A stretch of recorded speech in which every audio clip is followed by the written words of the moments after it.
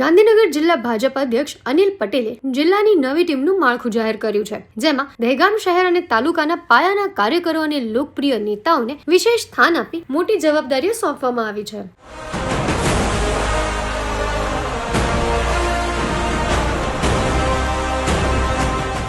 જેમાં દહેગામના અમીન બિમલભાઈ પ્રવીણભાઈ ઉપપ્રમુખ, કડાદરા ગામના બિહુલા કિરીટસિંહ ગંભીરસિંહ મહામંત્રી, દહેગામના રાઠોડ કામિનીબા ભૂપેન્દ્રસિંહ મંત્રી, કરોલી ગામના પંચાલ હેતલબેન આશાભાઈ મંત્રી, લવાડ ગામના ચૌહાણ ધર્મેન્દ્રસિંહ અરવિંદસિંહ મંત્રી, દહેગામના રબારી નાગજીભાઈ ગણેશભાઈ સહકાર્યાલય મંત્રી, દહેગામ તાલુકાના પટેલ રાકેશભાઈ અમૃતભાઈ આઈટી વિભાગ, દહેગામના ભીલ અશોકભાઈ ભુરાજી પ્રમુખ, અનુસૂચિત જનજાતિ મોરચો દહેગામ તાલુકાના મારવાડી રામજીભાઈ મોહનભાઈ મહામંત્રી, અનુસૂચિત જનજાતિ મોરચો દહેગામ તાલુકાના ભીલ અશોકભાઈ ગણેશજી મહામંત્રી, અનુસૂચિત જનજાતિ મોરચો દહેગામ શહેરના મંસૂરી એઝાઝ અહેમદ રાજાભાઈ પ્રમુખ, લઘુમતી મોરચો હાલીસા ગામના ચૌધરી હાર્દિકભાઈ અભિરાજભાઈ મહામંત્રી, યુવા મોરચો દહેગામ શહેરના મીર તાજબેન ચેતનભાઈ મહામંત્રી, મહિલા મોરચો દહેગામ તાલુકાના પટેલ બંકિમભાઈ ભાણજીભાઈ મહામંત્રી, કિસાન મોરચો ઝાક ગામના પંચાલ સુહાગભાઈ